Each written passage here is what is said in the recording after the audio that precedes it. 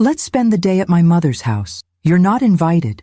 The words hung in the air between us, my daughter-in-law's voice casual yet cutting, as if she were merely commenting on the weather rather than excluding me from a family holiday. My son Warren stood silently beside her in my living room, his eyes fixed on some invisible spot on my carpet. "I see." I kept my voice steady, though my hands trembled slightly as I folded the cloth napkins I'd been preparing for tomorrow's dinner. Napkins that would now remain in their drawer. "And is there a particular reason I'm not welcome this year?" Imogen flicked an invisible piece of lint from her designer blazer. "We just want something more intimate this time. Family only. Family only." As if I, Margot Sinclair, mother of Warren and grandmother to 5-year-old Lily, somehow didn't qualify as family. If you're watching, subscribe, and tell me in the comments what time you're listening. Warren finally looked up, discomfort evident in his expression. "Mom, it might be easier this way, with Vivian hosting and all." I nodded slowly, carefully refolding the napkin in my hands for the 3rd time. "And Lily? Will I at least get to see her over the weekend?" Imogen checked her watch. "We'll have to see how the schedule works out. You know how hectic holidays can be." Yes, I knew about hectic holidays. I'd hosted 32 Thanksgiving dinners in my lifetime, including the 5 since my husband Edmund died. I'd maintained our traditions even as my heart was breaking, ensuring Warren always had a place that felt like home. "Of course," I said. "I understand." But as they left with perfunctory goodbyes, a strange calm settled over me. I didn't understand. Not really. And for the first time in years, I didn't try to. Instead of spending the evening preparing for a dinner that wouldn't happen, I opened my laptop and navigated to my inbox. There, still unread, was the invitation I'd received last week, an exclusive exhibition opening at the Prisma Gallery in New York, featuring the renowned photographer Dominic Thorne, the man whose work I'd analyzed extensively on my modest art blog, and who had, to my surprise, begun corresponding with me about my interpretations of his compositions. "Join us for a special Thanksgiving evening viewing, followed by an intimate dinner with the artist," the invitation read. I declined it automatically, assuming I'd be hosting my family as always. My cursor hovered over the reply button. A small, unfamiliar voice inside me whispered, "Why not? Why not indeed? What was keeping me in Chicago tomorrow? A silent apartment? Leftover turkey for one?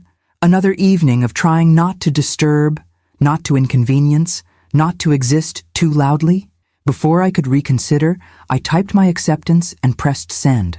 Then, with the same unfamiliar decisiveness, I opened a travel website and booked a last-minute flight to New York, departing early tomorrow morning. I didn't discuss my plans with Warren or Imogen. I didn't call to complain or plead. I simply packed a small suitcase, selecting clothes I hadn't worn in years, items too bold, too colorful, too much, according to Imogen's subtle critiques. The next morning, as I settled into my airplane seat, a peculiar lightness filled me. For the first time since Edmund's death, I was doing something completely unpredictable. Something just for me. New York greeted me with its characteristic energy, all noise and color and possibility. The boutique hotel where I'd splurged on a room overlooked Madison Square Park, its trees adorned with early Christmas lights that twinkled against the gathering dusk. As I prepared for the evening, I studied my reflection in the mirror. At 63, I was neither young nor old, my silver-streaked dark hair framing a face lined by both joy and sorrow. I applied lipstick in a shade brighter than I'd worn in years and fastened my grandmother's pearls around my neck. The Prisma Gallery occupied a renovated industrial space in Chelsea, its massive windows showcasing the glittering art world within. I hesitated at the entrance, momentarily overwhelmed by doubt. What was I doing here? An aging art history professor from Chicago, inserting myself into this sophisticated New York scene. Before I could retreat, a tall figure appeared before me. Professor Sinclair. His voice was deeper in person than in our video correspondence, his British accent more pronounced. "You came." Dominic Thorne was not what I expected. Taller, his silver hair more abundant, his presence more commanding than photographs suggested. But it was his eyes that caught me, intelligent, observant, and genuinely pleased to see me. "I found myself unexpectedly free," I replied, attempting nonchalance. His smile suggested he wasn't fooled. A fortunate circumstance for us, then. Come, there's someone I'd like you to meet. The evening unfolded like a dream. The exhibition, a series of photographs capturing forgotten architectural masterpieces around the world, was breathtaking. More surprising was how Dominic introduced me to curators and critics as Professor Margot Sinclair, whose analysis of the interplay between light and shadow in medieval structures changed how I approach my compositions. Their respect was immediate, their questions thoughtful. For hours, I discussed perspective and composition, history and interpretation, my voice growing stronger with each exchange. Not once did anyone suggest my opinions were excessive or inconvenient. During dinner, seated beside Dominic at a long table in the gallery's private dining room, I felt a warmth that had nothing to do with the excellent wine. "You're different than I imagined," he said, his eyes studying me with frank appreciation. "Different how?" "Your writing is so confident, so assertive, but there's an apologetic note in your emails, as if you're asking permission to take up space." He tilted his head. "Yet tonight, you've held your own with the most insufferable art critics in New York." I laughed, surprising myself with the sound. Perhaps I needed to remember who I am. And who is that? The question was simple, but profound. Who was I without Edmund, without my role as Warren's mother, without the careful diminishing of self I'd practiced to avoid Imogen's displeasure? "I'm still figuring that out," I admitted. His hand covered mine briefly. "That's the most honest answer I've heard all evening."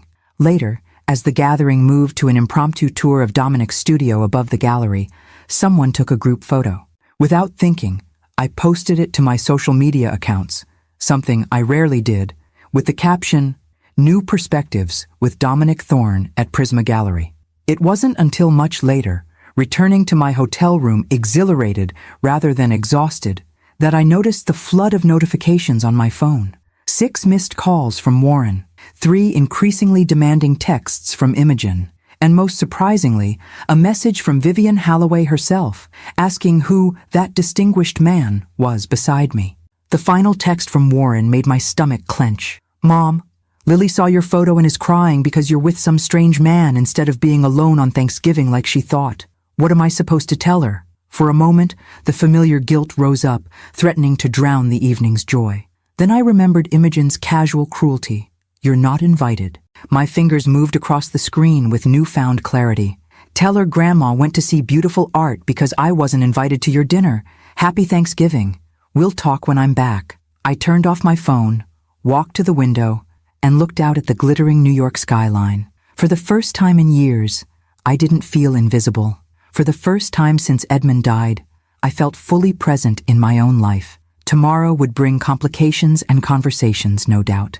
But tonight, standing alone yet not lonely in this city of infinite possibilities, I realized that sometimes not receiving an invitation is the beginning of the most important journey of all, the one that leads you back to yourself. The next morning, I woke to sunlight streaming through unfamiliar curtains, momentarily disoriented before remembering where I was. New York, a city I hadn't visited in nearly a decade, not since Edmund and I attended a conference here shortly before his diagnosis. My phone, which I'd finally turned back on, showed 17 notifications, more than I typically received in a month. I scrolled through them slowly, sipping the room service coffee I'd indulged in. Most were reactions to my gallery photo. Acquaintances expressing surprise at seeing me in New York, former colleagues commenting on Dominic Thorne's reputation, and several from Warren with escalating urgency. The final message arrived at 2:14 a.m. "Mom, call me when you get this. We need to talk." Instead, I texted him, "Enjoying a quiet morning in New York. We'll call this afternoon."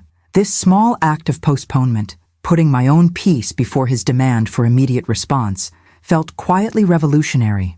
A notification from the hotel informed me that someone had left something at the front desk for me. Curious, I dressed and went downstairs to discover a small envelope containing an elegantly simple card. "If you're free, I'm leading a small photography workshop at 11 a.m. Location attached, no obligation.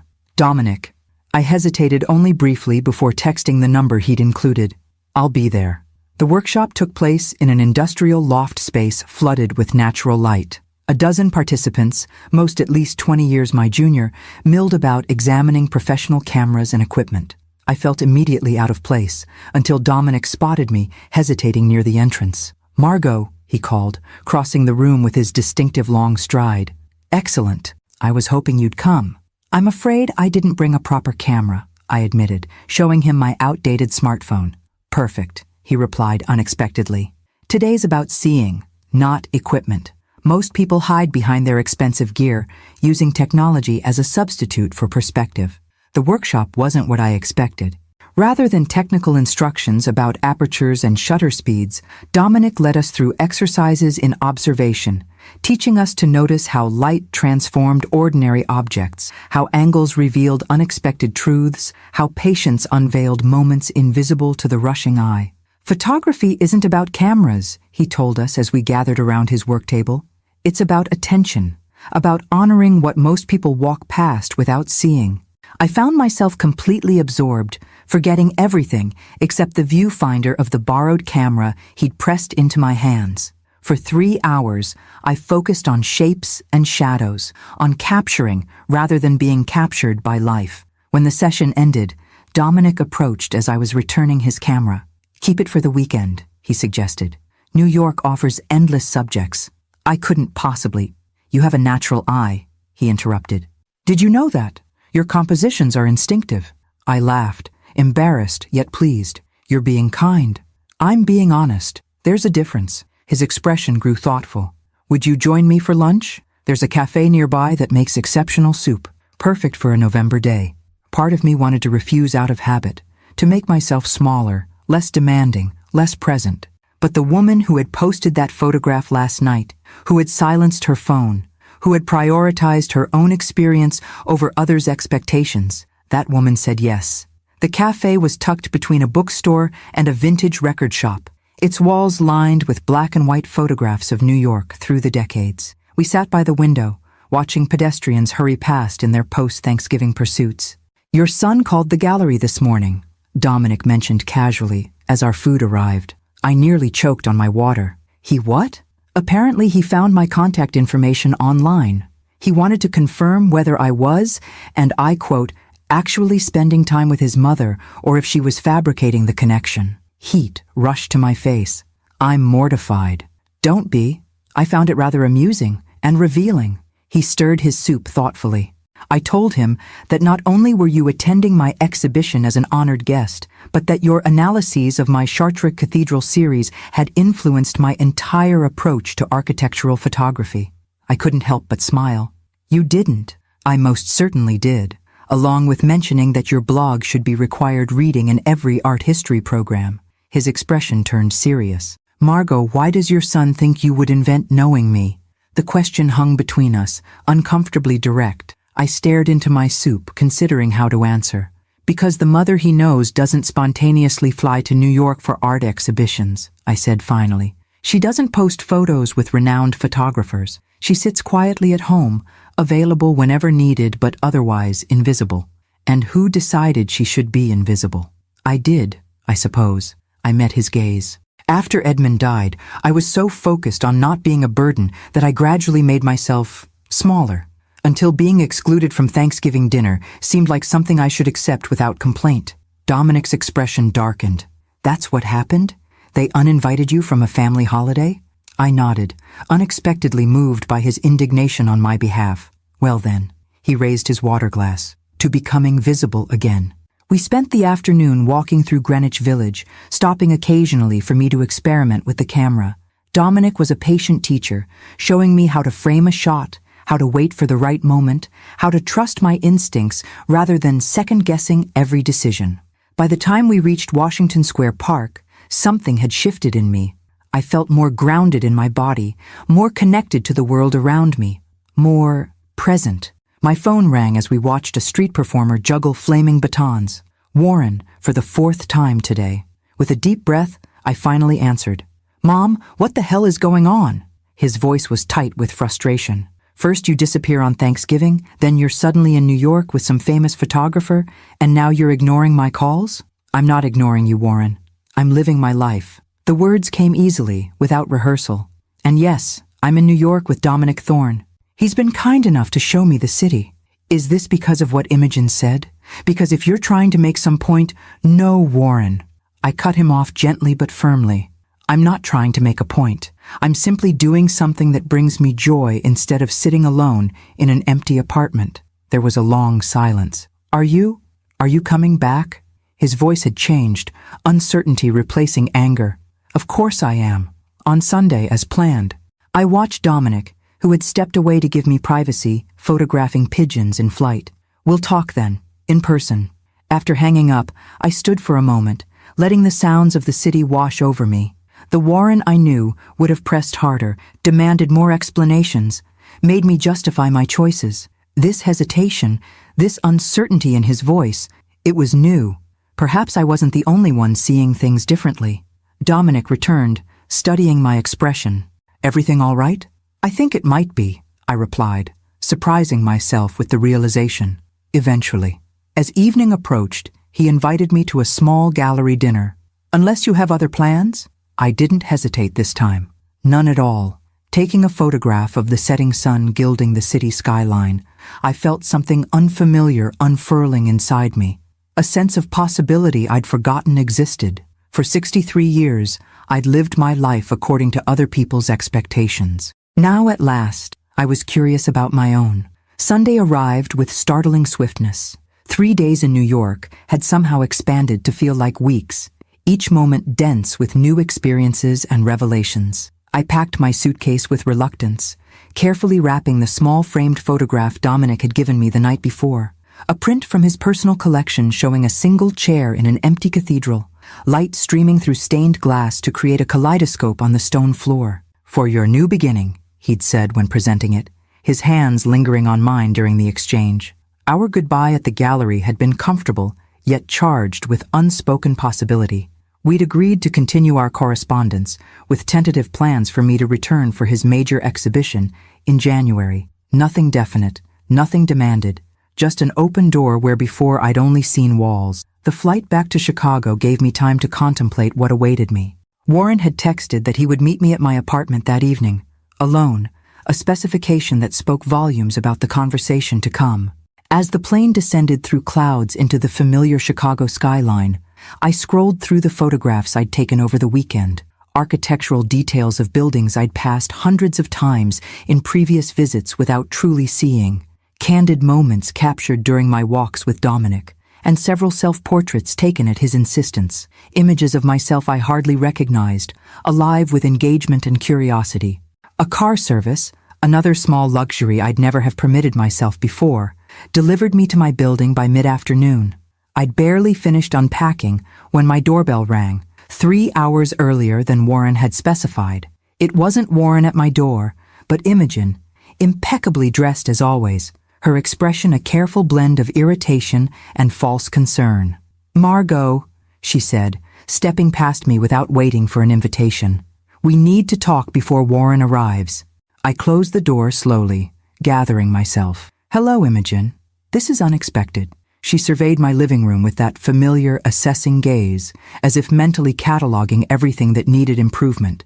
"Your trip looks like it was eventful." "It was wonderful, thank you."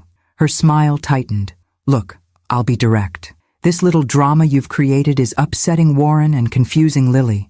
If you're trying to punish us for Thanksgiving—" "I'm not trying to punish anyone," I interrupted, the firmness in my voice surprising us both. "I made other plans when I was uninvited from your family dinner. That's all. With a strange man, with a respected colleague whose work I've admired for years." Imogen paced to the window, then turned back with practiced composure. "Margot, we both know what this is really about. You've been clinging to Warren ever since Edmund died. It's not healthy, for you or for us." Her words that would have wounded me deeply just days ago, now seemed remarkably transparent. "That's an interesting interpretation." "It's not interpretation. It's fact." She checked her expensive watch. "Warren and I have discussed it extensively with my therapist. Your dependency is creating unhealthy boundaries." "I see." I moved to the kitchen and filled the kettle, needing a moment to process this revelation. "And what does this therapist suggest?" "Clearer boundaries, less frequent contact, maybe even consider relocating to a retirement community where you could make friends your own age." The kettle whistled, its scream matching the momentary flash of anger I felt. I poured water over tea bags with deliberate care. "Would you like some tea, Imogen?" She blinked, thrown by my calm response. "No, Then let me be equally direct." I leaned against the counter, meeting her gaze steadily. "I am not dependent on Warren. I have never demanded his time or attention. In fact, I've spent years making myself smaller and less inconvenient to accommodate your preferences. I declined countless invitations, rearranged my schedule whenever you changed plans last minute, and never complained when visits with my granddaughter were repeatedly canceled." My voice remained even, factual rather than accusatory. "I didn't do that out of dependency. I did it because I thought maintaining peace in your household was more important than my own needs." Imogen's perfectly maintained facade cracked slightly.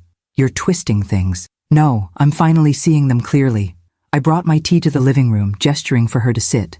"I don't want to be your adversary, Imogen. I want a respectful relationship where we can all spend time together without constant tension and manipulation."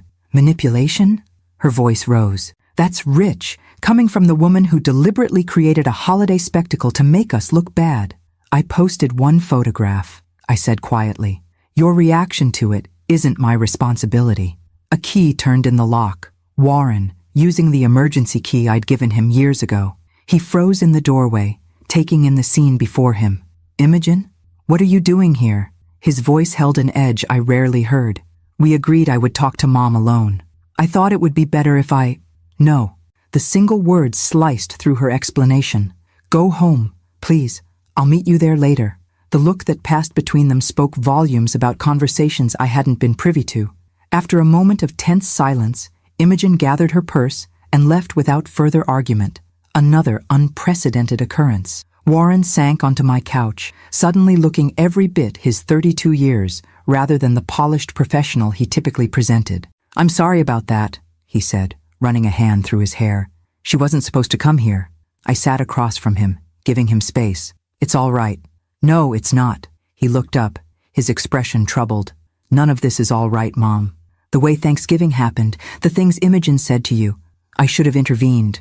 His acknowledgement, so unexpected, momentarily robbed me of words. "The thing is," he continued, "I've gotten so used to keeping the peace that I stopped noticing how much it was costing everyone else, especially you.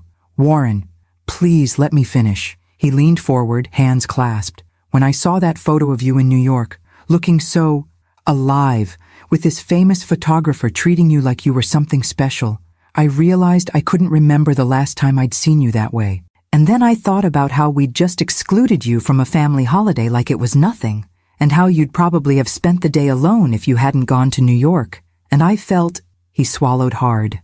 "I felt ashamed." The raw honesty in his voice pierced me.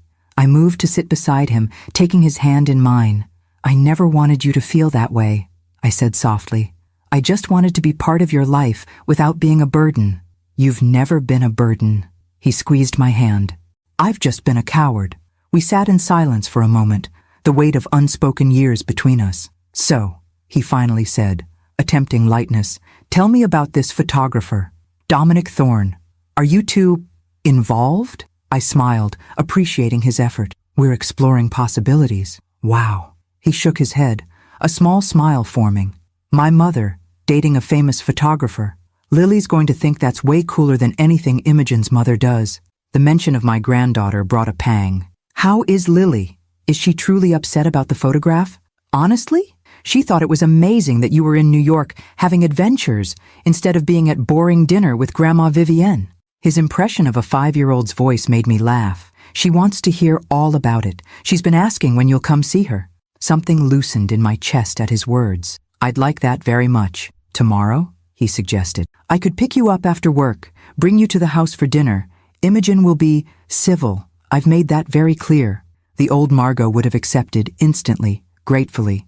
The new Margot considered her own schedule, her own needs. "Wednesday would be better for me," I said. "I have a department meeting tomorrow that might run late." Warren nodded, accepting my boundary without question. Another small but significant shift. As he prepared to leave, he paused at the door.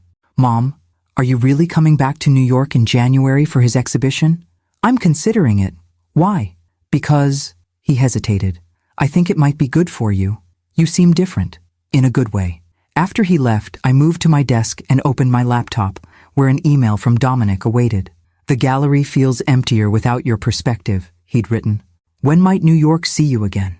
As I typed my response, confirming my January visit, I glanced at the photograph now hanging on my wall, that single empty chair, awash in colored light, waiting for someone to claim it. For the first time in years, I was answering that invitation on my own terms. December transformed Chicago into a glittering snow globe, the city embracing its reputation for dramatic winters with characteristic determination.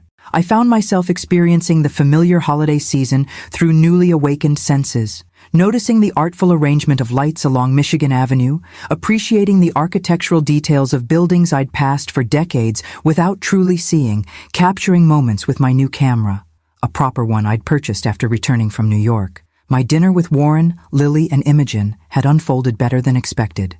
Imogen maintained a civil if cool demeanor, while Lily's unbridled excitement about my New York adventure created a buffer against lingering tension.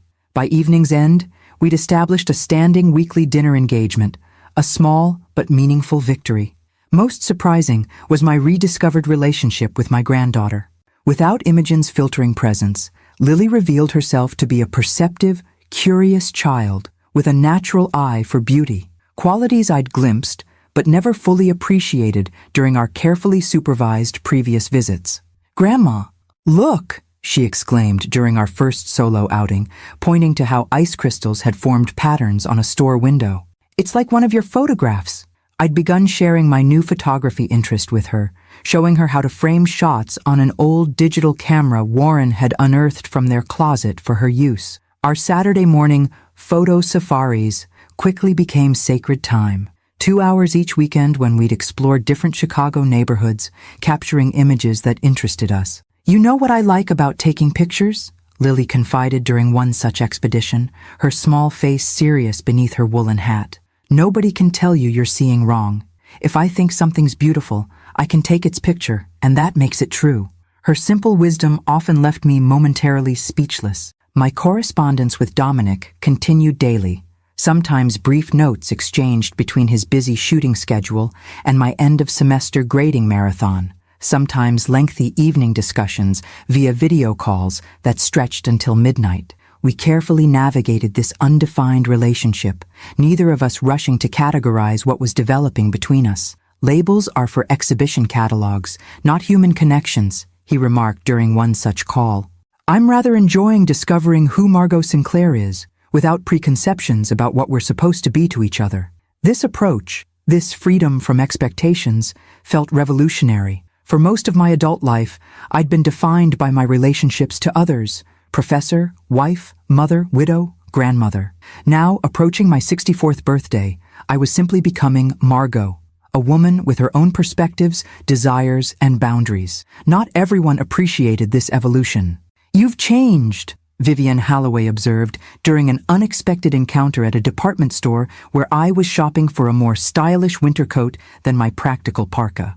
Imogen's mother, impeccable as always in designer winter wear, assessed me with that familiar calculating gaze shared by mother and daughter. "Yes," I agreed simply, not elaborating. She fingered the sleeve of the burgundy wool coat I was considering. "Quite a bold choice. Special occasion?"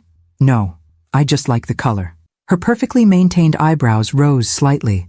"I heard you're flying back to New York next month for that photographer's exhibition." The Chicago social grapevine never ceased to amaze me. "That's right." Imogen is concerned. Her tone suggested this should matter tremendously to me. "She thinks you're having some sort of late-life crisis." I couldn't help but laugh. Is that what exploring new interests is called at my age? "Don't be flippant, Margot.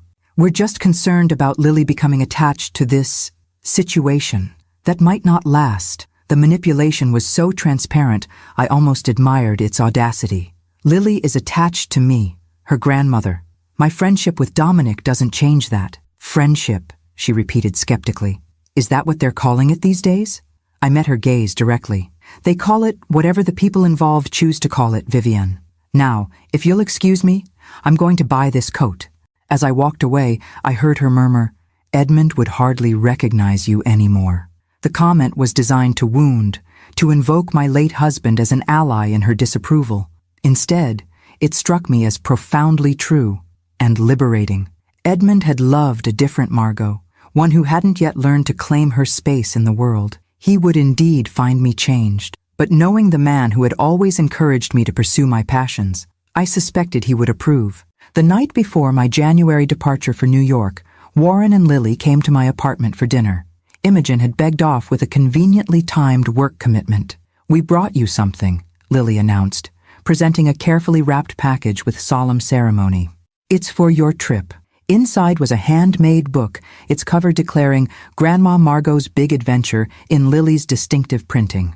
Each page contained photographs we'd taken together during our Saturday expeditions, alongside her illustrations and Warren's neat captions describing our outings. "So, you don't forget us when you're with your camera friend," Lily explained, watching my face anxiously. "Oh, sweetheart." I gathered her close, inhaling the sweet scent of her hair. "I could never forget you. You're my favorite photography partner." Later, after Lily had fallen asleep on my couch, Warren helped me wash dishes in a companionable silence that reminded me of earlier, easier times between us. "She worked on that book for weeks," he said finally. "It was her idea. She wanted you to have something to show your friend in New York." "It's perfect," I replied, throat tight with emotion. "I'll treasure it." He dried his hands, then turned to face me. "Mom, I need to say something about Imogen." I tensed, preparing for another round of peacekeeping. "She's struggling with all this," he said carefully, "with the new you, but she's trying, in her way." "Is she?" I kept my tone neutral. "We've been in counseling since Thanksgiving, not just with her therapist, but with someone new, someone more objective." He leaned against the counter. "It's been eye-opening, for both of us. This was unexpected news. I'm glad to hear that, Warren." "The thing is," he continued, "Imogen grew up thinking relationships were about control. That's what she saw between her parents, what Vivian modeled for her. She's realizing now that's not healthy." I absorbed this, recognizing the olive branch he was extending. "Change takes time and effort." "Yes," he met my gaze, "but seeing you change, seeing how you've become more yourself instead of less, it's made an impression on her, on both of us." After they left, I finished packing for my trip with a strange mixture of emotions. Excitement about returning to New York, seeing Dominic, experiencing his exhibition, gratitude for the unexpected healing beginning between Warren and me, and beneath it all, a quiet certainty that regardless of what awaited me in New York, I was no longer the same woman who had boarded that impulsive flight on Thanksgiving. That night, I dreamt of Edmund for the first time in months. Not the dying Edmund of my usual dreams, but the vital man I'd first fallen in love with, eyes crinkled with laughter as he gestured toward an open road ahead. "You're doing fine, Margot," he said in the dream. "Just fine." I woke with tears on my cheeks, but a lightness in my heart, understanding that his approval had never been in question. The only permission I'd ever needed was my own. As my flight lifted above the cloud cover the next morning, I opened Lily's handmade book, smiling at her whimsical illustrations. On the final page, she'd drawn a picture of me standing beside a tall figure labeled cameraman, both of us holding what appeared to be cameras and smiling enormous grins. Beneath it, in her careful printing, Grandma Margot's not invisible anymore. Out of the mouths of babes, indeed. January in New York greeted me with biting winds and pewter skies, the post-holiday city stripped of its festive decorations, but pulsing with its characteristic energy. This time, Dominic met me at the airport himself, his tall figure immediately recognizable among the crowd of waiting drivers and families. "Welcome back," he said simply, taking my suitcase with one hand while his other briefly touched my shoulder, a restrained gesture that nonetheless sent warmth through me despite the winter chill. The Prisma Gallery had arranged accommodations in a small boutique hotel within walking distance, a consideration that touched me deeply. As we drove through the congested streets, Dominic filled me in on the exhibition preparations, his normally calm demeanor showing hints of the nervous energy that preceded any major artistic unveiling. "The final installation happens tonight," he explained. "The lighting is particularly crucial for this collection. I'd value your perspective if you're not too tired from traveling." I smiled at his careful phrasing, an invitation without pressure, respecting my autonomy while expressing his desire for my company. I'd love to see it taking shape. The gallery after hours was transformed, ladders and lighting equipment scattered throughout, staff in casual clothes rather than the sleek black attire of opening nights, the hushed reverence replaced by focused activity. Dominic introduced me to his team not as a visitor, but as a consultant, someone whose opinion mattered. Professor Sinclair's understanding of how light interacts with architectural elements has been instrumental in developing this collection, he told his curator, a stylish woman named Renata, who regarded me with new interest after his endorsement. For the next several hours, I found myself fully engaged in the exhibition's final preparations, offering perspectives on lighting angles, photograph placement, and the visitor flow through the space. What struck me most was how seriously my input was taken, not merely tolerated as the comments of the artist's guest, but considered and often implemented. "You have an exceptional spatial awareness," Renata commented as we adjusted the position of a particularly striking photograph of an abandoned Soviet observatory. "Many academics understand theory, but lack practical application. You bridge that gap." By midnight, exhaustion finally overcame excitement. Dominic noticed my flagging energy before I mentioned it, smoothly arranging for a car to take me to the hotel while he finished the final adjustments with his team. "Rest well," he said, walking me to the car. "Tomorrow begins the madness." In my hotel room, I found a small package waiting, a vintage book on early architectural photography with a simple note, "For the woman who taught me to see differently, D." The gesture, thoughtful rather than extravagant, exemplified what made my connection with Dominic so refreshing. Unlike the performative romance of flowers or jewelry, he offered something that acknowledged my mind, my interests, my perspective. I fell asleep reading the book, waking the next morning to a text from Lily that Warren had helped her send. "Good luck with your pictures today, Grandma." Attached was a drawing of what appeared to be a gallery opening, with stick figures holding tiny wine glasses. The exhibition preview for critics and special guests began at 4 p.m. Dominic had arranged for me to arrive early, before the crowds descended. When I entered the gallery, now transformed into a polished showcase, he was adjusting a spotlight, his back to the entrance. "What do you think?" he asked without turning, somehow sensing my presence. I took my time, moving through the space slowly, absorbing the full impact of the collection. Titled Forgotten Light, the exhibition featured structures abandoned by civilization but not by time. Observatories, cathedrals, lighthouses, theaters, each captured in moments when natural light transformed them from ruins into revelations. "It's extraordinary," I said finally, meaning it. "You've made absence feel like presence." He turned then, his expression softening. "That's exactly what I hope to achieve." Our eyes held for a moment, the unspoken understanding between us deepening. Then the gallery doors opened, admitting the first wave of New York's art elite, and our private moment dissolved into the public persona Dominic effortlessly assumed. What I hadn't anticipated was that he would insist on introducing me to everyone, not as a friend or companion, but as an influence on his work. Time and again, he directed conversations toward my perspectives, citing my blog posts and our discussions about the interplay of light and architecture. Margot's analysis of how Gothic cathedral architects manipulated light completely changed how I approached the Chartres sequence, he told the critic from The New Yorker, gesturing toward a striking image of sunlight piercing through a damaged roof onto a weathered altar. By evening's end, several critics had taken my contact information. A gallery owner from Boston had inquired about my interest in writing an essay for their upcoming architectural exhibition catalog. And Renata had subtly suggested the possibility of me guest curating a future show at Prisma. "You've become quite the sensation," Dominic observed as the last guests departed, leaving us alone in the gallery with a few staff members dismantling the refreshment table.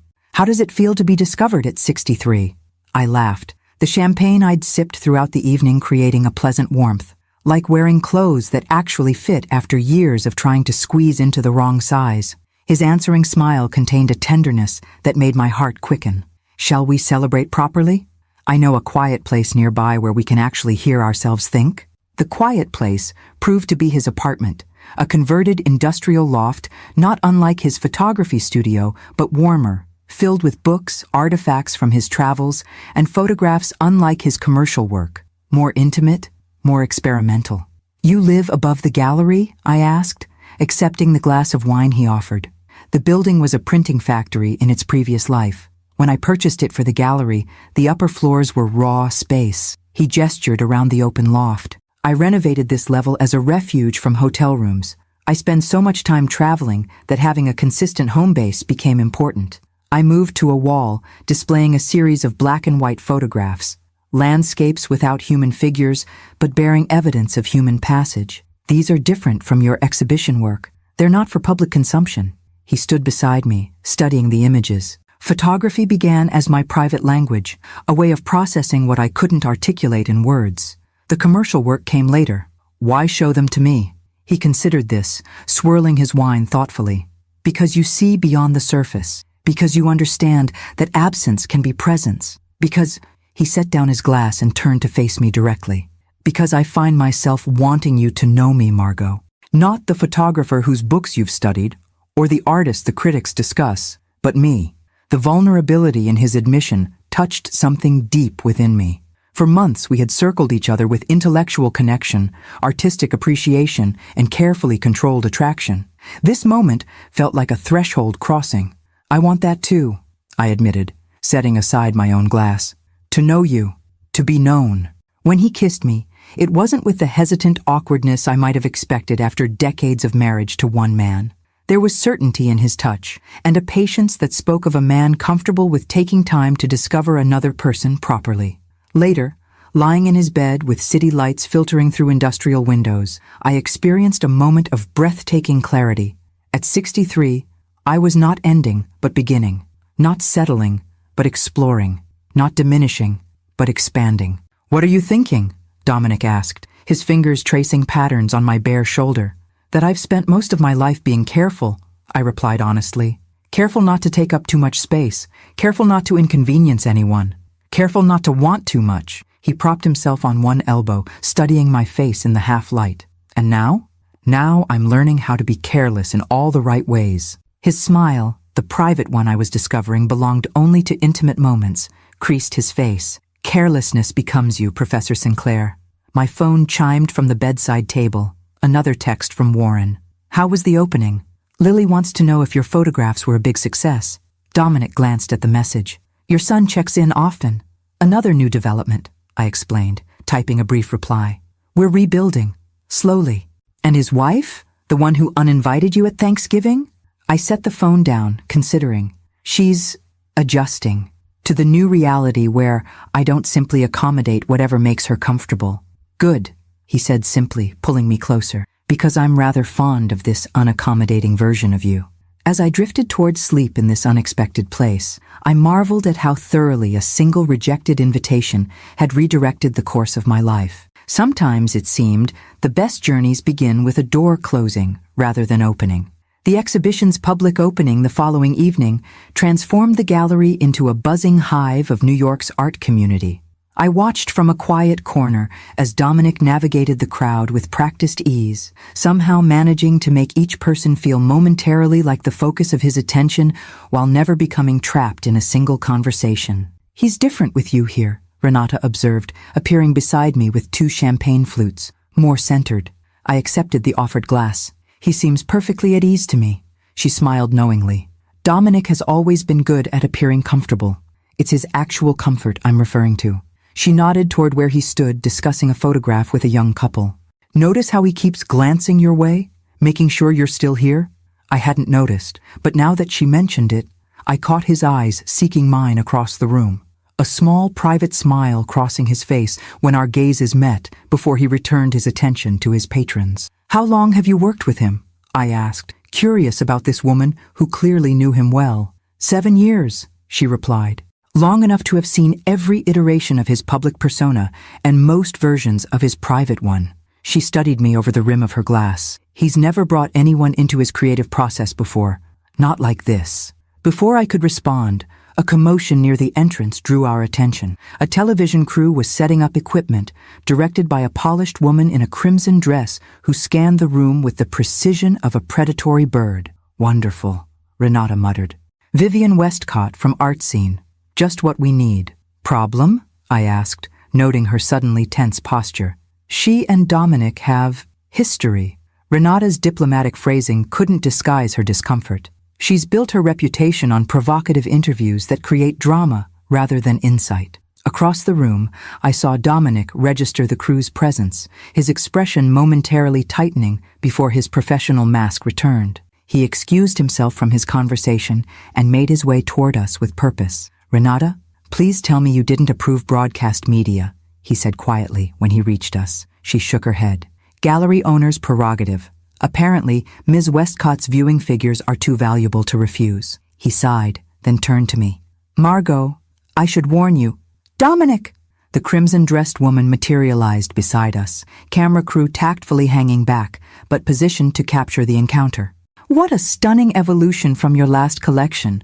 So much more emotional depth." Her gaze shifted to me with calculated interest. "And who's this?" "Vivian," he acknowledged with professional courtesy but unmistakable coolness. "This is Professor Margot Sinclair, an architectural historian whose insights significantly influenced this collection."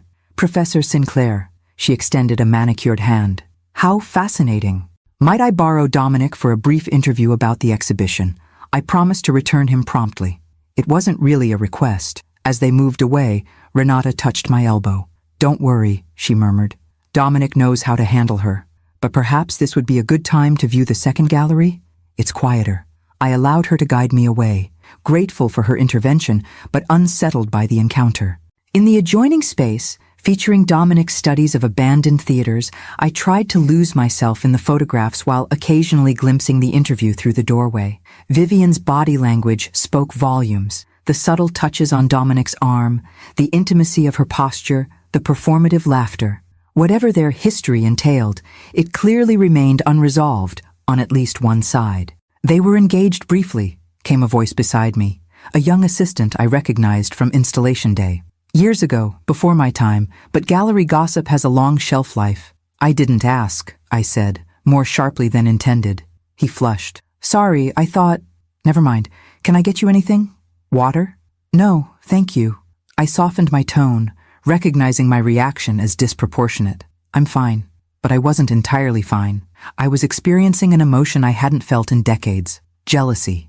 Not the mature concern of an adult relationship, but the visceral, adolescent variety that constricts your chest and makes your palms sweat. It was ridiculous.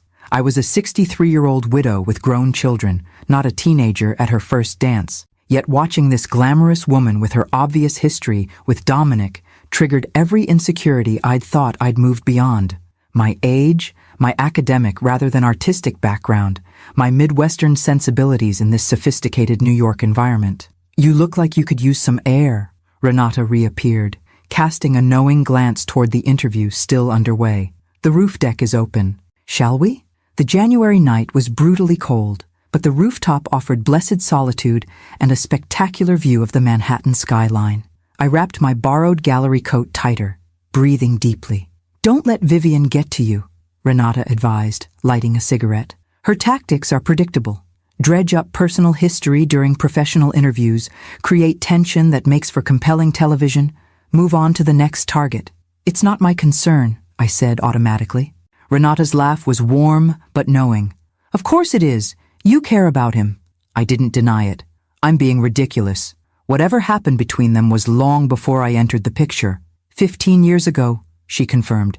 Ancient history to everyone except Vivian, who periodically tries to rekindle things whenever they cross paths professionally.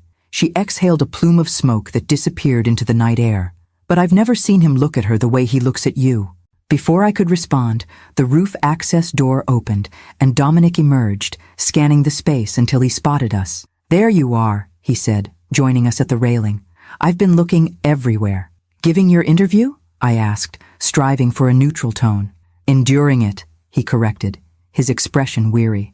"Vivian specializes in mining the past for dramatic effect rather than discussing the actual work." Renata tactfully excused herself, leaving us alone on the roof. For a moment, we stood in silence, watching the city lights. "You're upset," he observed finally. "I'm processing," I countered. "There's a difference." "Ah." He nodded slowly, processing the fact that I have a past that occasionally shows up in crimson dresses to remind me of youthful mistakes. Despite myself, I smiled. Something like that. He turned to face me fully.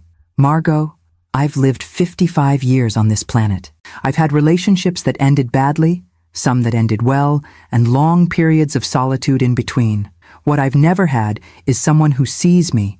The work, yes, but more importantly, the intention behind it.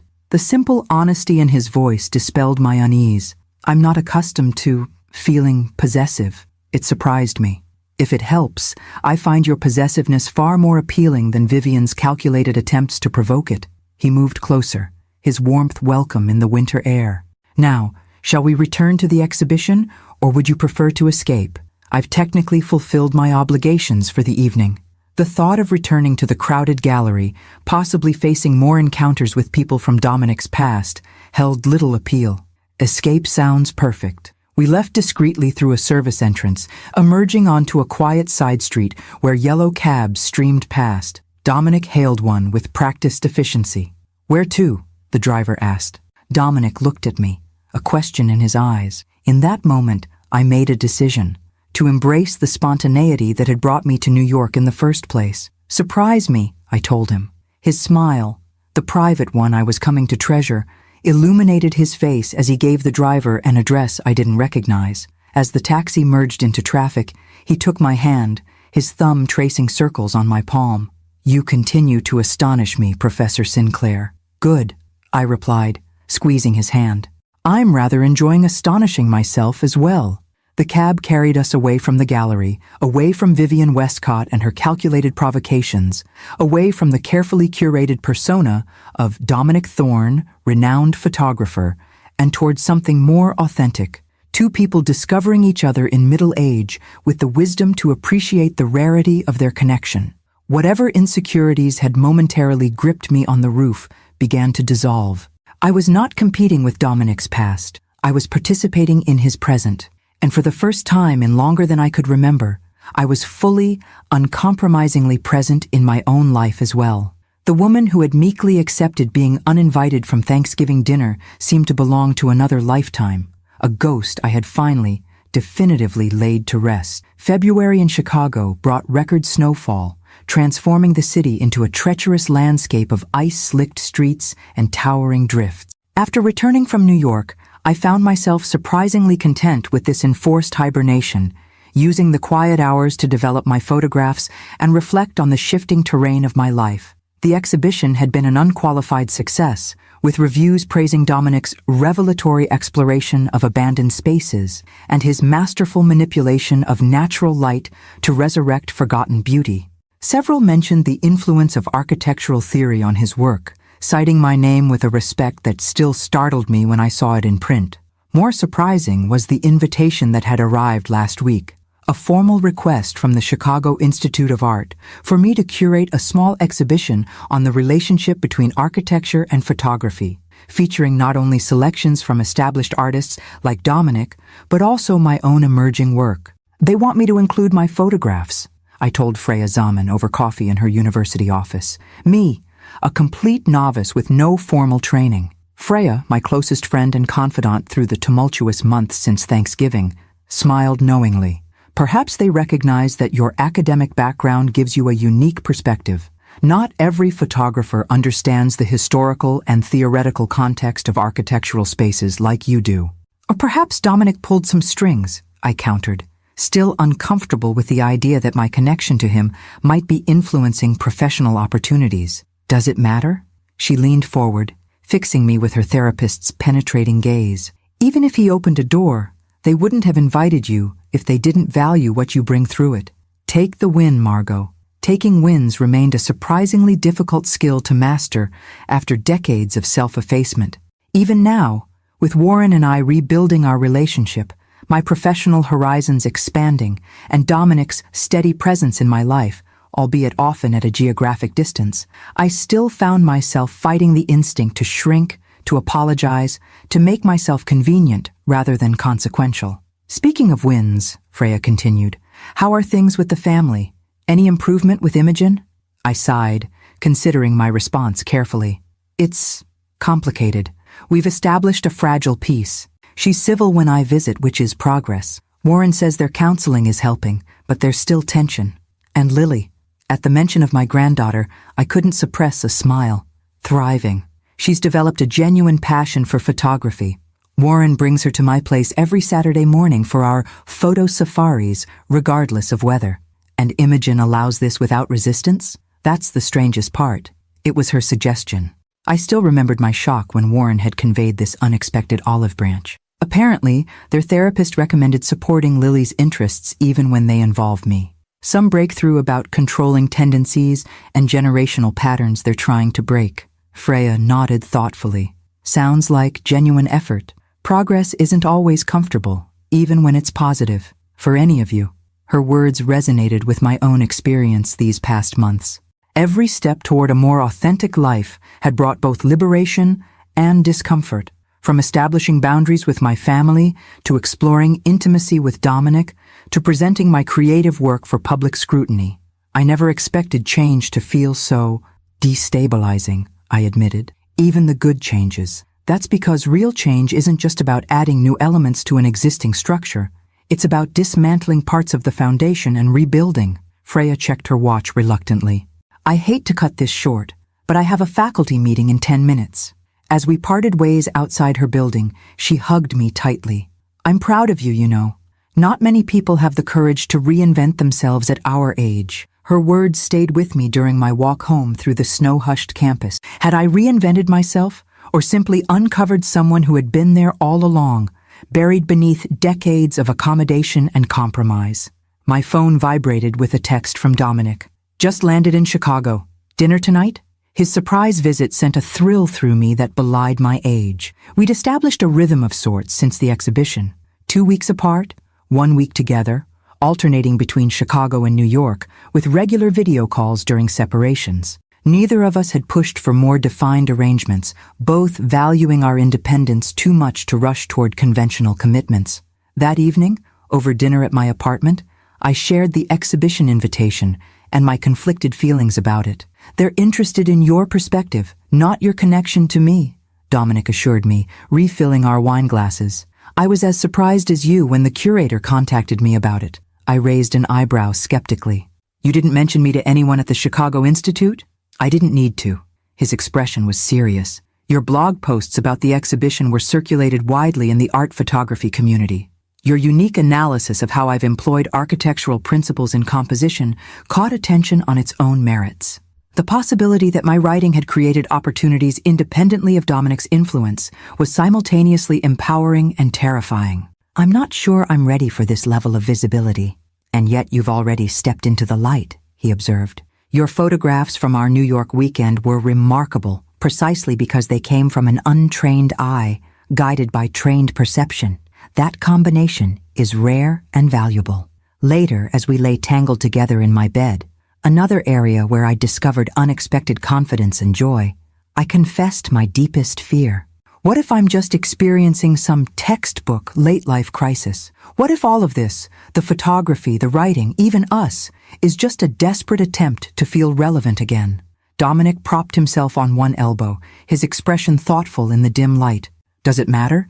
If these pursuits bring you joy and fulfillment, if they allow you to express parts of yourself that were previously silenced, does the psychological categorization change their value? His question cut through my anxiety with surgical precision. I suppose not. For what it's worth, he continued, I've witnessed many colleagues go through genuine midlife crises, buying sports cars, pursuing inappropriately young partners, making dramatic career changes they immediately regret. What you're doing feels different. More like reclamation than crisis. Reclamation, I repeated, considering the word. I like that. The next morning brought another snowfall and an unexpected text from Imogen. Lily has a school presentation on important women in my life next Friday. She wants you there. 2 p.m. at Lakeside Elementary. Can you make it? The invitation. The first direct communication from Imogen that wasn't filtered through Warren or laden with passive-aggressive undertones stunned me. I stared at my phone, trying to process this unexpected development. Good news? Dominic asked, emerging from the shower with a towel wrapped around his waist. I showed him the message wordlessly. Ah, he said, understanding immediately. An actual invitation, rather different from Thanksgiving. I'm not sure how to respond, I admitted. Part of me wants to be unavailable just to make a point. And the other part? Wants to be there for Lily without questioning Imogen's motives. He sat beside me, still damp from his shower. What would the old Margot do? Rearrange her entire schedule without hesitation, arrive early, sit quietly in the back, thank Imogen profusely for the opportunity, and minimize her presence to avoid creating tension. And the new Margot? I considered this carefully. The new Margot would check her actual availability, respond honestly, attend proudly if she can make it, and neither apologize for her presence nor diminish her importance in Lily's life. His smile was answer enough. I picked up my phone and typed, "I'd be honored. I have a department meeting until 1:30 but can come directly after. Thank you for letting me know." Simple, direct, neither groveling nor retaliatory. A response from a woman who knew her own value, to herself, to her granddaughter, and yes, even to her difficult daughter-in-law, who might, against all odds, be capable of growth too. As I set down my phone, I caught sight of us in the bedroom mirror, Dominic with his silver hair and artist's hands, me with my morning dishevelment and newfound confidence, an unlikely pair finding each other at an age when society expected us to fade quietly into irrelevance. "What are you thinking?" he asked, noticing my contemplative expression. "That sometimes the most profound revolutions begin with the smallest invitations," I replied, "or the lack thereof." Lily's school presentation proved more significant than I anticipated. Standing at the back of the colorfully decorated classroom, having arrived exactly on time, neither early to appear eager nor late to seem dismissive, I watched my granddaughter confidently address her classmates. "This is my Grandma Margot," she announced, pointing to a surprisingly flattering photograph of me taken during one of our weekend excursions. "She teaches people about buildings at the university, and she takes pictures that show things most people don't see. She's teaching me to look for beauty in unexpected places." The simple description brought unexpected tears to my eyes.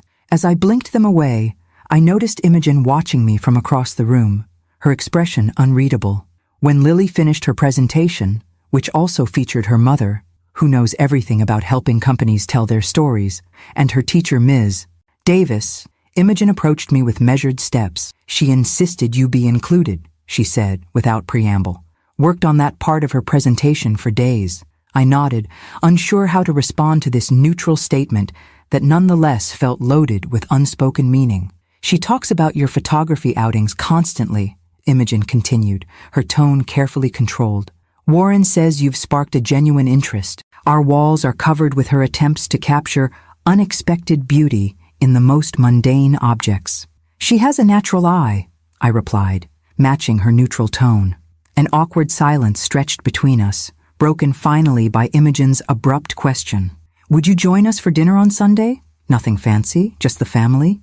The invitation, so unexpected, momentarily robbed me of speech. Was this a peace offering? A test? Some strategy suggested by their therapist? "I'd like that," I said simply, deciding that overthinking her motives was unnecessary. "What time?" 6. "Warren will text you the details." She hesitated, then added with visible effort, "Lily would love to show you her new room decorations. We've reorganized things a bit."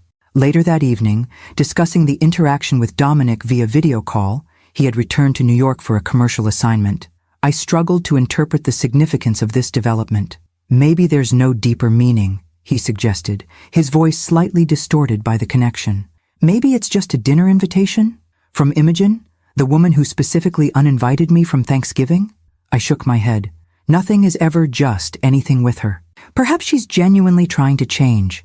People sometimes do, especially when confronted with the consequences of their actions. His reasonable perspective calmed my swirling thoughts. "You're right. I should approach it without expectations, positive or negative." "Wise woman," he murmured. "Speaking of expectations, I have news." The slight shift in his tone immediately captured my attention. "What kind of news? The Lisbon project I mentioned? It's moving forward more quickly than anticipated. They want me there for the preliminary scouting next week, with the actual shoot scheduled for April through June." "That's wonderful," I said, meaning it despite the pang of disappointment at what this would mean for our carefully balanced arrangement of time, together and apart. 3 months in Portugal sounds extraordinary. It would be. He paused, his image freezing momentarily before the connection stabilized. I was hoping you might consider joining me, at least for part of it. The suggestion hung between us, weighted with implications neither of us had previously broached. 3 months was not a casual visit. It suggested a level of commitment we'd carefully avoided defining. I have teaching obligations, I said reflexively. The semester ends in early May, he countered gently.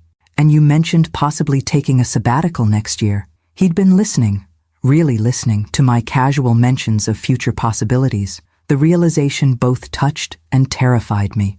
It's a significant step, I said finally. It is, he agreed without pressure. Think about it. No rush to decide. But as we ended our call, the question lingered. What was holding me back? Fear of the unknown? Concern about family obligations? Or something deeper? The habit of making myself smaller, of placing others' needs before my own, of believing I didn't deserve expansive experiences. Sunday dinner at Warren and Imogen's house offered no clarity. The evening progressed with a surreal normalcy, Lily eagerly showing me her room, now decorated with her photographs, including several taken during our outings, Warren grilling with unexpected skill, Imogen maintaining a civil, if somewhat strained, hospitality. It wasn't until after dinner, while Warren and Lily were selecting a board game in the living room, that Imogen addressed me directly in the kitchen, where I was helping with dishes. Warren says you might go to Portugal. Her tone was casual, but her grip on the wine glass she was drying betrayed tension. It's a possibility, I replied carefully. Nothing decided yet. She nodded, placing the glass in the cabinet with deliberate precision. 3 months is a long time to be away from family. The old Margot would have immediately reassured her, would have minimized the possibility, would have prioritized family expectations over personal opportunity. But that woman was becoming increasingly difficult to resurrect. It is, I agreed neutrally. Though in our digital age, distance isn't what it once was. Imogen turned to face me directly, her professional composure momentarily slipping. Lily would miss your Saturday outings. I would miss them too, I said honestly. But I'd also be giving her something valuable, the example of a grandmother who doesn't limit herself, who embraces new experiences even when they're intimidating. Something flickered in Imogen's expression, recognition, perhaps, or reluctant respect. The therapist says I have control issues, that I've been trying to manage everyone's relationships to create some illusion of perfect family harmony. The unexpected vulnerability startled me. Family harmony isn't a bad goal. Not when it's genuine, she conceded, but apparently my version involves everyone conforming to my expectations rather than actually connecting authentically. She smiled tightly, at least according to Dr. Harrison. Change is hard, I offered, surprising myself with genuine empathy for this woman who had caused me significant pain. I'm still learning how to claim space without apologizing for it. You're doing a remarkable job, she said with unexpected sincerity. Lily notices. She told her therapist she wants to be brave like Grandma Margot when she grows up. This revelation struck me with physical force. She has a therapist? We all do now, Imogen admitted with a small, self-deprecating laugh. Separately and together. It's exhausting but necessary. She hesitated, then added quietly, I'm sorry about Thanksgiving. It was cruel and unnecessary. The apology, so long awaited yet now unexpected, left me momentarily speechless. Thank you for saying that. If Portugal is what you want, she continued, visibly struggling with each word, you should go. We'll manage. Maybe even plan a visit if you stay long enough. Later that night, alone in my apartment, I sat at my desk contemplating the transformation of my life since that cold November day when I'd been so casually excluded from the family table. In just 3 months, I had reclaimed my professional voice, discovered a creative passion, found an unexpected partner, and now, most improbably, received an actual apology from Imogen. I opened my laptop and typed a brief email to my department chair, inquiring about the possibility of arranging a partial sabbatical for the fall semester. Then I texted Dominic. Lisbon sounds wonderful. Let's discuss details when you're back. His response came immediately. You continue to surprise me, Professor Sinclair. I smiled, recognizing the pleasant truth in his words. I continued to surprise myself as well. On my bedside table sat a small framed photograph Lily had taken during our last outing.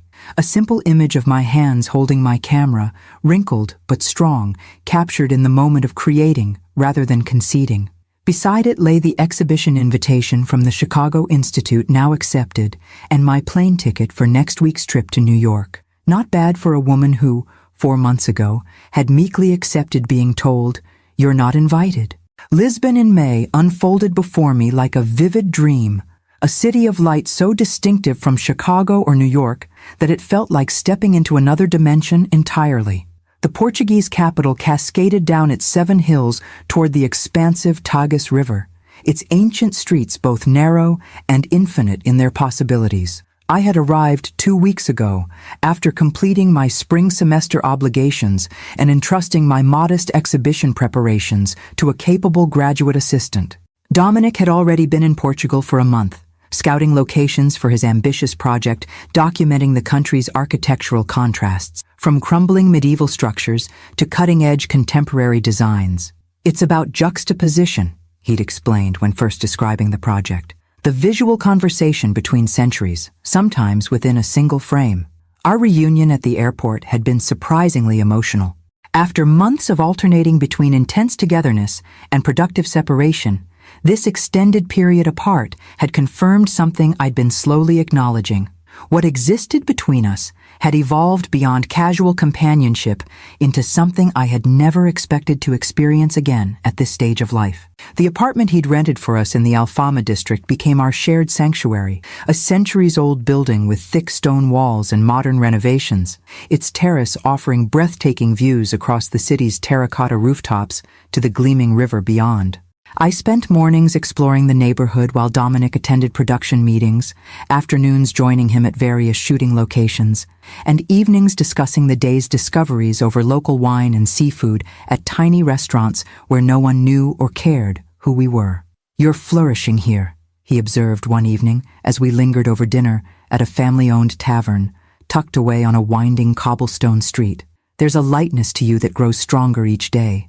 I considered this, sipping the Vinho Verde that had become my preferred accompaniment to Portugal's extraordinary seafood. "I think it's the combination of freedom and purpose. I'm not defined by anyone's expectations here. Not as a professor, a mother, a grandmother, or even as your partner. I'm just present. The privilege of elsewhere," he suggested. "Sometimes we need geographical distance to achieve emotional clarity."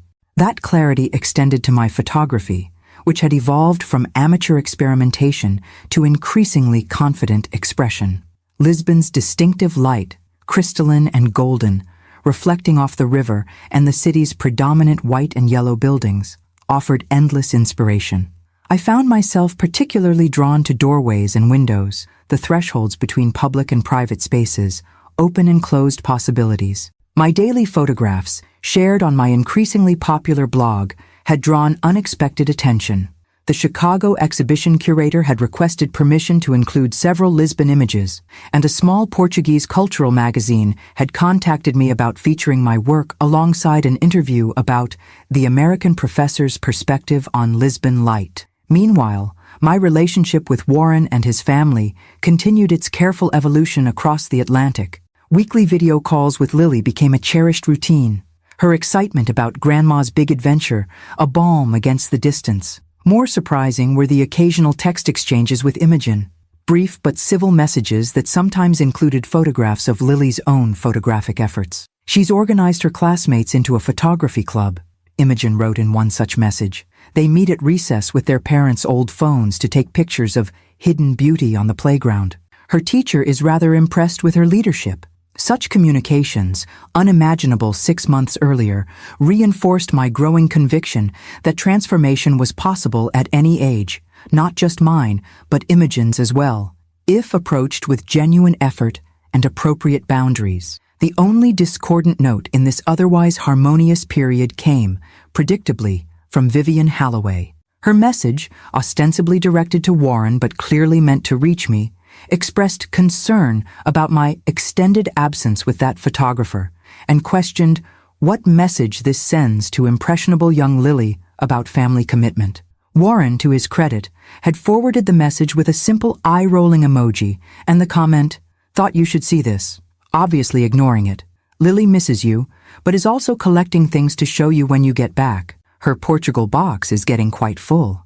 I chose not to engage with Vivian's transparent attempt at manipulation, instead focusing on the positive developments in my family relationships. The woman who had once held her breath waiting for Warren and Imogen's approval now breathed freely in the knowledge that connections worth preserving would withstand geographical distance and personal growth. Today marked a milestone in Dominic's project, the photography of an abandoned 17th century monastery being carefully restored as a contemporary arts center.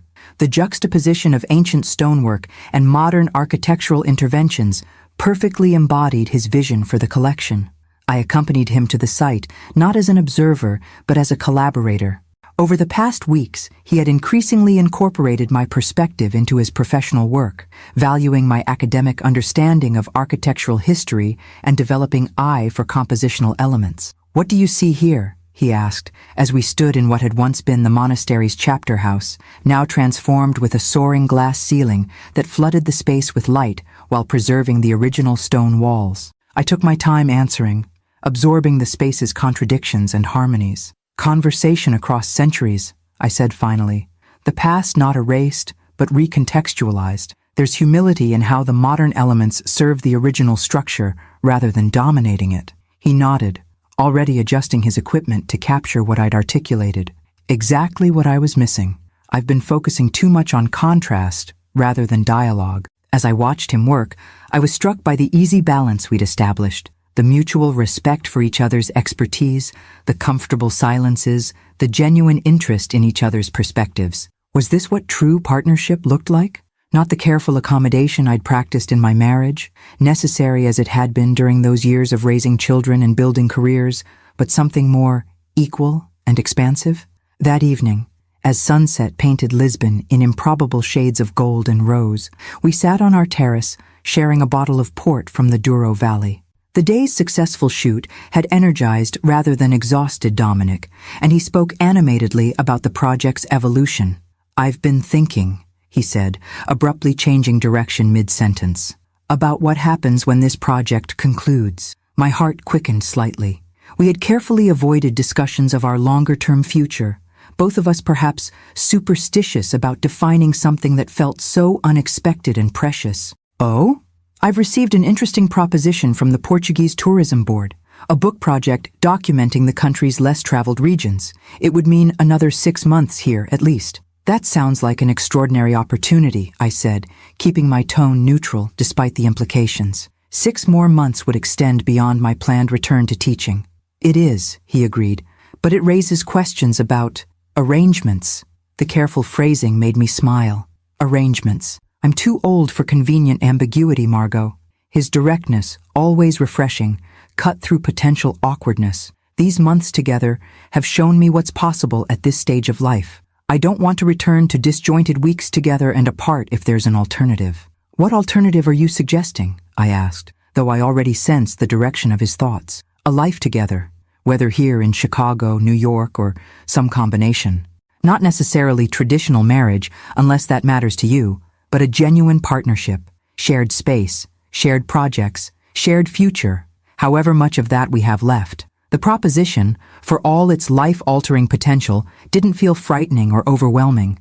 Instead, it felt like the natural continuation of the path I'd begun walking that Thanksgiving day when rejection had sparked rebellion. "I have tenure considerations," I said, thinking aloud, "and Lily. But sabbaticals exist for a reason, and airplanes make distance less absolute than it once was." Dominic reached for my hand, his expression serious, yet tender. "I'm not asking for an immediate answer, just for you to consider possibilities beyond conventional constraints." As darkness settled over Lisbon, lights twinkling across the hillsides like earthbound stars, I contemplated the extraordinary journey that had brought me to this moment, from invisible grandmother to respected collaborator, from rejected family member to independent woman making choices based on joy rather than obligation. "I don't need time to consider," I said, the certainty in my voice surprising even me. "I want this, us, however we define it." His smile, that private one I'd come to treasure, illuminated his face. Then let's define it together, Professor Sinclair. One day at a time. On the table beside us, my phone chimed with a message from Warren. Good news. Lily's photography won first prize in the school art show. She says to tell you she used all your techniques for finding beauty in forgotten places. We're all so proud of her. Hope Portugal is treating you well. Some invitations, it seemed, created ripples that extended far beyond their immediate circumstances, inviting not just presence at a single table, but the courage to claim one's place in the wider world. 1 year to the day after that fateful Thanksgiving, I stood in the Chicago Institute of Art Gallery, surveying the final preparations for my exhibition opening. Thresholds, Perspectives on Architectural Transitions featured not only my photographs from Lisbon, Chicago, and several other cities I'd visited over the past year, but also curated works from established architectural photographers, including, but not prominently featuring, Dominic. Your name should be largest on the promotional materials, he'd insisted months ago when we were discussing the exhibition design. This is your vision. Your academic perspective informing the visual narrative. This professional generosity, his willingness to step back from the spotlight rather than overshadow my emerging work, was just one of countless reasons our partnership had flourished over the past year. The exhibition reflected my growing fascination with liminal spaces, doorways, windows, staircases, bridges, the physical manifestations of transition that seemed an apt metaphor for my own life's unexpected evolution. Each photograph captured a moment of passage, a threshold between what was and what might be. Professor Sinclair?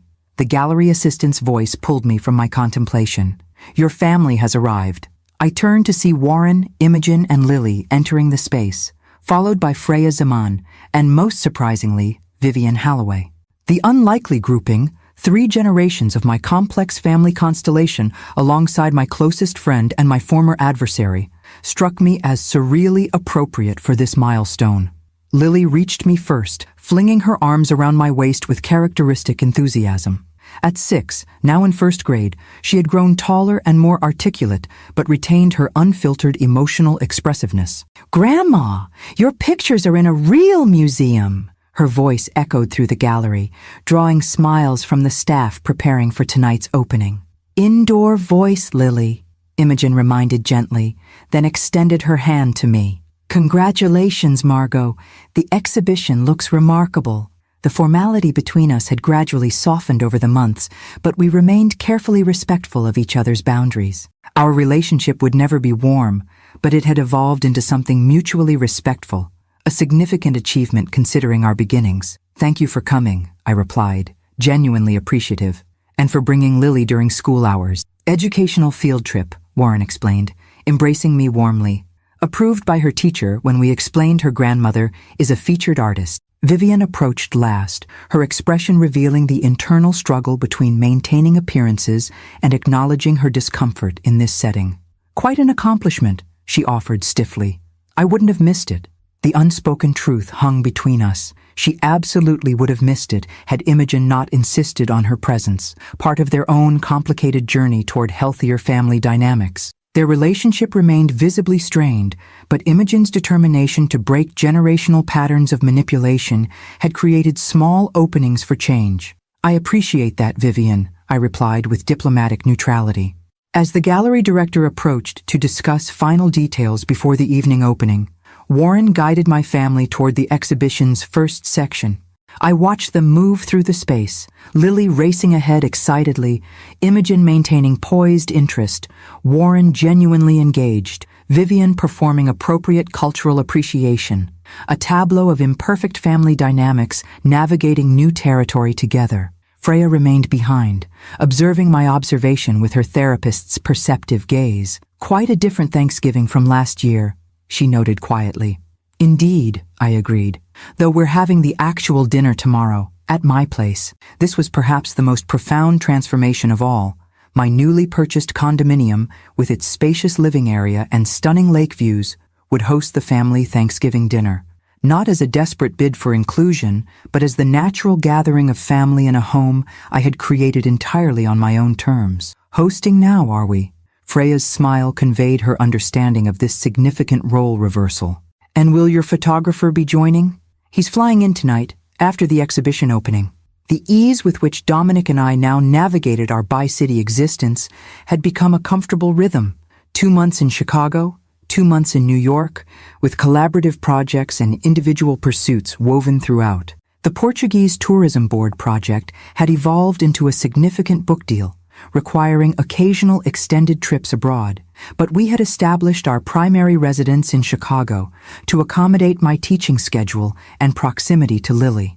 My sabbatical next semester would allow us 3 uninterrupted months in Portugal to complete the book's final sections. You've created quite a life for yourself, Margot, Freya observed. When I think of where you were a year ago, uninvited and invisible, I finished, without bitterness. And now? I considered the question, watching as Lily enthusiastically explained one of my photographs to a bemused security guard. Authoring my own invitations, I suppose. The evening opening exceeded everyone's expectations. Critics and collectors mingled with university colleagues and art world figures, all engaged with the exhibition's central premise about architecture as both literal and metaphorical threshold. Several of my photographs received serious interest from collectors, and a publisher approached me about expanding the exhibition catalog into a full book exploring my theoretical framework. Throughout the event, I found myself continually surprised by how naturally I navigated these professional waters that would have seemed utterly foreign to me just 1 year earlier. The woman who had once carefully minimized her academic opinions to avoid appearing excessive now confidently discussed her artistic and theoretical perspectives with museum directors and gallery owners. When Dominic arrived directly from the airport, slipping quietly into the gallery's periphery rather than making a grand entrance that might distract from my moment, I felt a surge of gratitude for this unexpected partnership that supported rather than diminished my emergence. He made his way gradually toward me, pausing to genuinely appreciate the exhibition as he moved through the space. When he finally reached my side, his eyes conveyed everything words couldn't in such a public setting. "Extraordinary work," he said simply. "You've captured something essential about transition that I've been trying to articulate visually for years." Coming from him, an artist at the height of his career, the compliment carried particular weight. "Thank you for not overshadowing me tonight," I replied quietly. "I know several people have approached you about your own projects." "Tonight belongs to Professor Sinclair," he said, with that private smile I treasured. "I'm merely an admiring colleague." The exhibition gradually emptied as evening deepened, leaving just a handful of lingering attendees. Warren approached as Dominic excused himself to speak with a curator from New York. "Mom," he said, his expression contemplative, "I've been thinking about last Thanksgiving all evening." "Ancient history," I assured him, not wanting him to carry unnecessary guilt. "Not to me." He glanced toward where Imogen was helping a sleepy Lily into her coat. "I let someone else dictate your value and place in our family. I won't make that mistake again." The simple declaration, offered without drama or excessive emotion, meant more than elaborate apologies might have. "We've all grown this year," I said, squeezing his hand, "in different ways." Later that night, in my condominium with its panoramic views of Lake Michigan, Dominic and I shared a quiet glass of wine, decompressing from the exhibition's success. "Happy Thanksgiving," he said, raising his glass slightly. Or perhaps more accurately, "Happy Unthanksgiving." I laughed, understanding his reference. From exclusion to exhibition, not a journey I could have anticipated. The best journeys never are. He reached for my hand across the table. "What are you most grateful for, Professor Sinclair, on this anniversary of your great rebellion?" I considered the question seriously, reflecting on the extraordinary year behind me and the open possibilities ahead. "The invitation I refused," I said finally, "and the subsequent invitations I accepted. From you, from myself, from life." "To refused invitations, then," he proposed, touching his glass to mine. "And the doors they unexpectedly open." As we sat together contemplating the city lights reflecting on the dark lake, I marveled at how thoroughly my life had transformed since that cold November day when Imogen had casually declared, "You're not invited." Sometimes, it seemed, the most profound journeys begin not with an invitation received, but with one rejected. The closed door that forces us to find our own thresholds to cross, our own tables at which to claim our rightful place. Tomorrow, my dining table would host the family Thanksgiving dinner. Warren, Imogen, Lily, even Vivian had been included in my invitation. But tonight belonged to reflection on the simple truth I had discovered over this transformative year. The most important invitation is the one you extend to yourself, to live authentically, to claim space unapologetically, and to recognize that at any age, the most significant thresholds are those we choose to cross on our own terms. Thank you for listening. Please write a comment rating my story from 0 to 10, subscribe, and send it to someone who also likes to hear stories like this. Best regards.